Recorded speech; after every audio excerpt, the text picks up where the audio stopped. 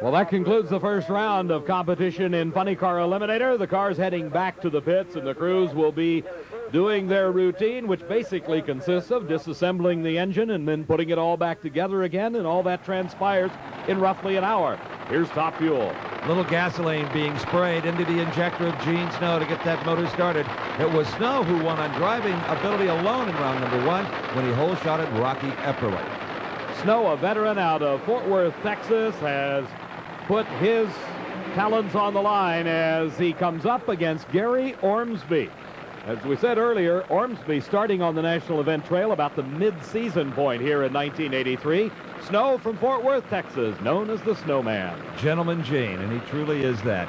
Gary Ormsby, who struggled amateur drag racing for a number of years, now has a very successful Toyota dealership in Northern California and can well afford to race. In front of him, the red shirt, a very talented crew chief, that is Lee Beard out of Colorado, now wrenching for Gary Ormsby. And Ormsby served notice back in August, winning the popular hot rodding championship at Martin, Michigan, that he was a force to be reckoned with.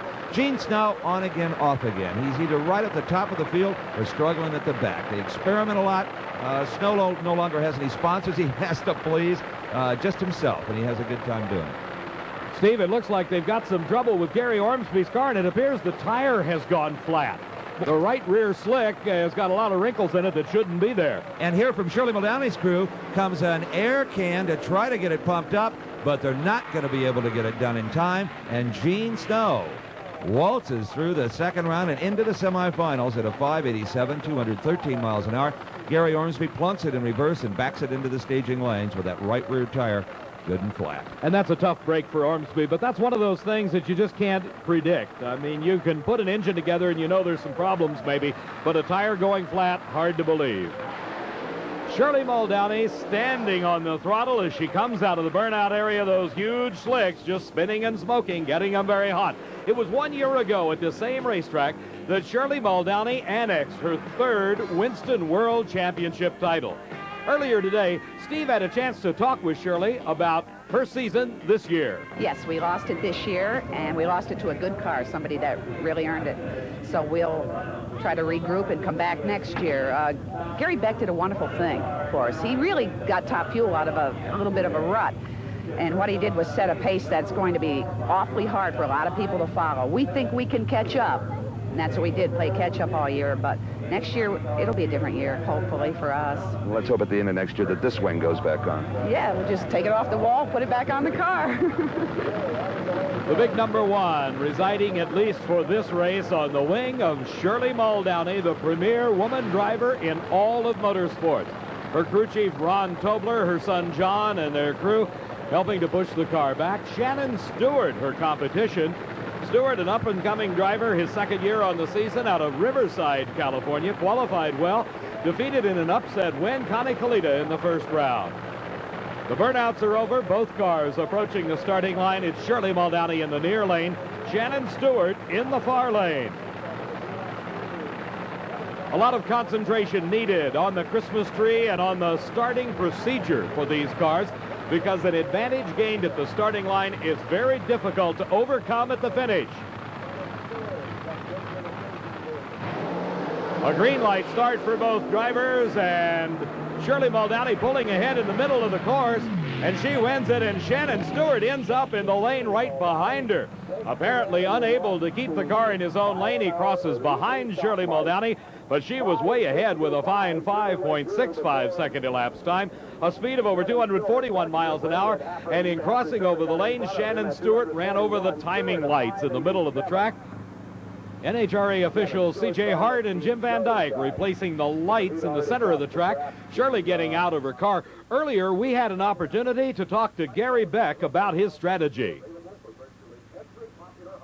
If you had seen Shirley Muldowney's run just prior to, she hazed the tires off the starting line. We're going to move over to the right about 18 inches and look for a little better spot. So actually, this is giving us a little better time to make sure we're going to make exactly the right move down there.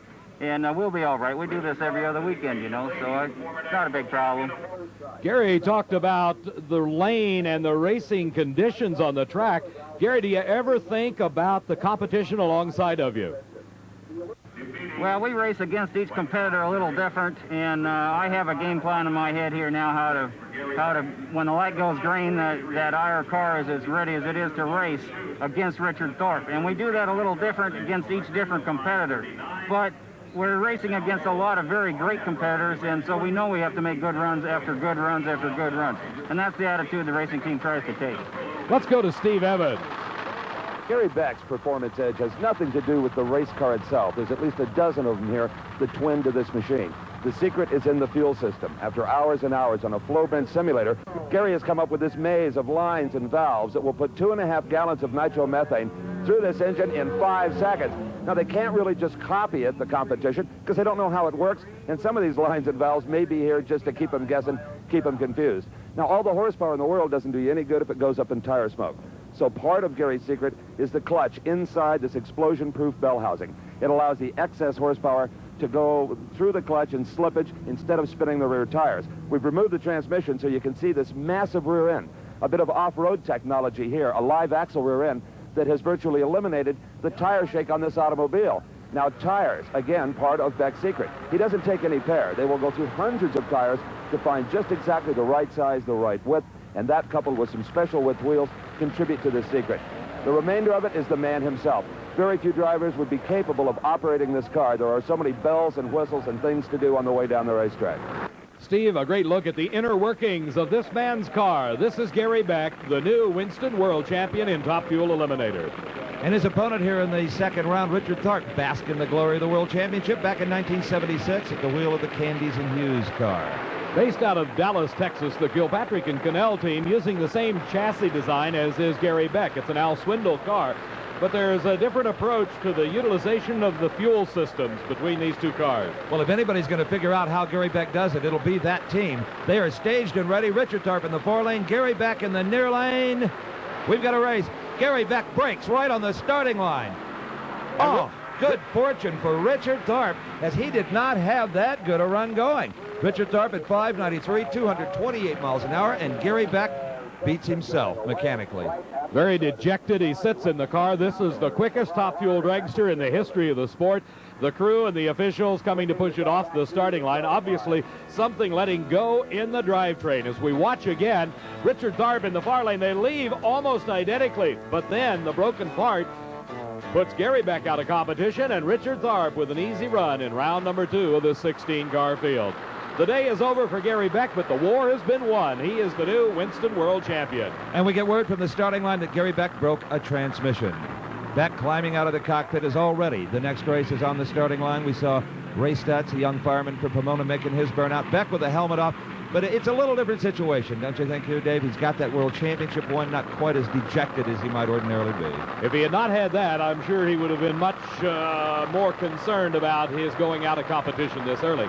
Here is Ray Stutz, who said he is a fireman in Laverne, California. He is racing Joe Amato from Old Forge, Pennsylvania, one of the hottest new drivers on the circuit. Won 3 events this year. What a contrast here. Both have state-of-the-art race cars, but Ray Stutz, this gentleman in the blue car, is a fireman who works 3 or 4 part-time jobs, saves every penny he can get his hands on to build this car, and has been performing very well, a 560 in round number 1. He has had a little help kind of under the table from Larry Miner and Gary Beck. They really like this young guy.